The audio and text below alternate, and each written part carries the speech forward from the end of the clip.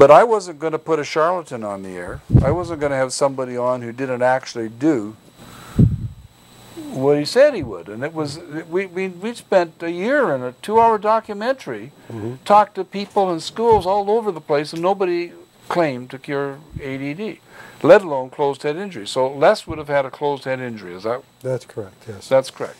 The interesting thing about what Les's situation points out is Les went 7 years and without much improvement, and then a year of neurotherapy or 20 sessions, whatever it is he had, and he's back functioning efficiently.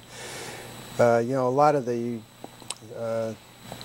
wrong notions we have about head injury is after 18 months, game over. You've got to fix it right now or it can't be done. That's right. And so you're saying that you can take somebody who suffered an injury 5 years ago or something and improve their life. Absolutely. And Les is living proof. And I'm not the only guy who does this. You know, there's board-certified neurologists and psychiatrists and all sorts of folks distributed around North America who do exactly what I do.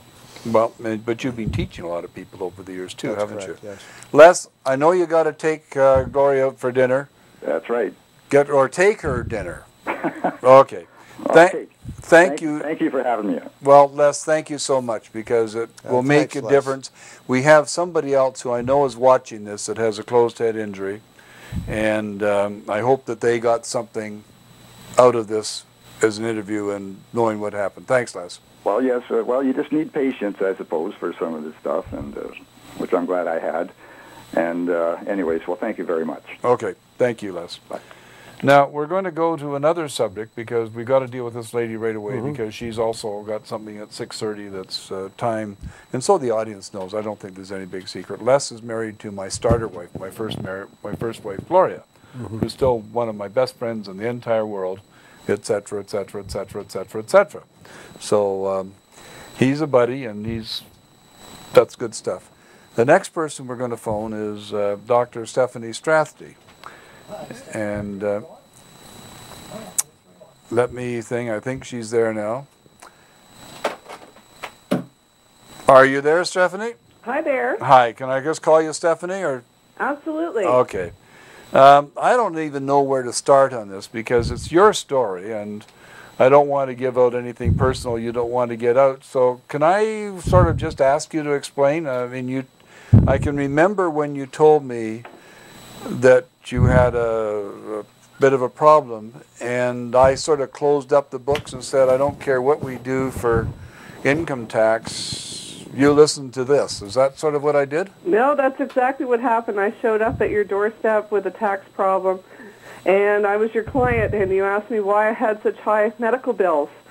And I said that's because my son is special needs, and then you asked me what his issues were, and we got into a conversation, and then you put down all the tax documents, and you said, well, there's one thing you're going to learn today.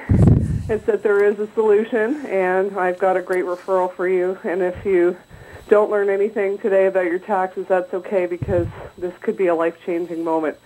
And I pretty much laughed in your face. Well, maybe not, but I was thinking that in my head. Stephanie, I recognized your feeling, because you are a professional research scientist. Am I correct? Yes, actually I am. Although today I'm speaking as a mother. Okay, and I am a scientist, and I've been taught to doubt and to only base any conclusions on scientific evidence. So. And your husband is also. Yes, he's actually a psychologist. So the two of us sat across from you, and we were very skeptical that anything could help my son, because we've been to a lot of professionals over the years. And you'd never heard of this, am I correct? Well, I hadn't. My husband had, and you know, he was more skeptical than I was. But even he, at this point, feels that that there has been a major improvement in our son's life. And even though he wasn't a participant in a clinical trial, and you can't say for sure that that this experimental treatment led to an effect, I believe that it did, and the proof is in my son's behavior and his performance.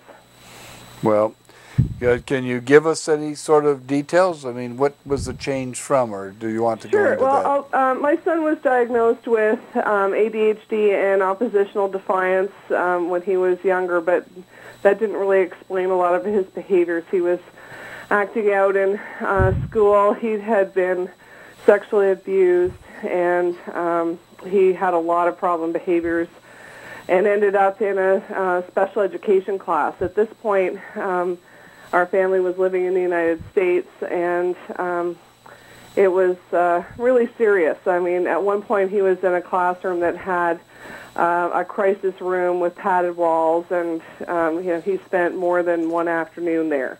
He would sometimes just melt down and have uncontrollable tantrums, and he would destroy everything in his room, even his most beloved game. And then he would look up and almost just be shocked at what he'd done and feel remorseful that he had no control over himself.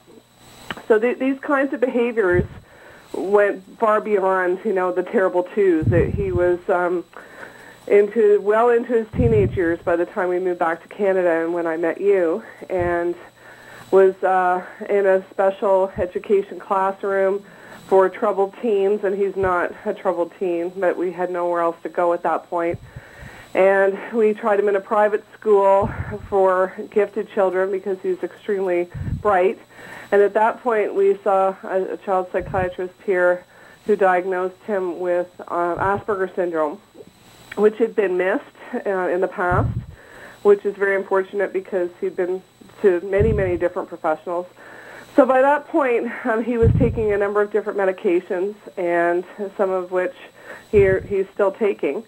But when we found the Paul Swingle through your referral, we took him there. He had this brain mapping done, and then he undertook a series of the neurotherapy sessions with Dr. Rhodes, who works with Dr. Swingle. And he's had at this point probably about 18 sessions, and that's over the span of about a year and a half. And since the sessions began, he hasn't had a single suspension day from school. He used to have at least 10 a year, and he is getting along with his peers. I wouldn't say he's the most social kid around, but his teachers have noticed a marked improvement. He's getting straight A's. He can get himself to classroom. He's not in special education anymore. He's in a regular high school with 2,000 kids and can navigate through, the trials and tribulations of being a teenager. And he just got accepted to Simon Fraser University. And so I think that this is an incredible success story. Well, Stephanie, when you phoned me last September to say thank you, I think is what you were doing, I found that to be, I'm getting shivers in my back just thinking about, because the sound in your voice. And what was even more interesting last night is that when I phoned for you, your son answered the phone and he said you were not available, not busy. And I said, well, tell them it's David Ingram and I'm calling about Dr. Swingle. And his voice, when I mentioned Dr. Swingle, he had his own emotional thank you in it. Would that make sense to you? Yes, it does. I mean, he admits himself that he thinks that there's a change and he feels more normal now. And we don't have the blowouts anymore. I mean, at one point, at our deepest, darkest moments, I really thought he was going to have to be committed to an institution because I don't feel safe, or I didn't feel safe around him, and was concerned for my own well-being, and other people were too. We don't have days like that anymore. In fact, I can't even remember the last time. It's over 2 years now. Well, that's and an amazing. That in and of itself is something that's really, really important to me, is that it's given me my son back. Stephanie, I can hear it in your voice. Paul, do you have anything to add to this? Can we take, because this is a lady that had access to everything that was possible in conventional medicine. Is that a fair statement? Yeah, in North America, too. In North America, we were at not... Shepherd Pratt in Baltimore.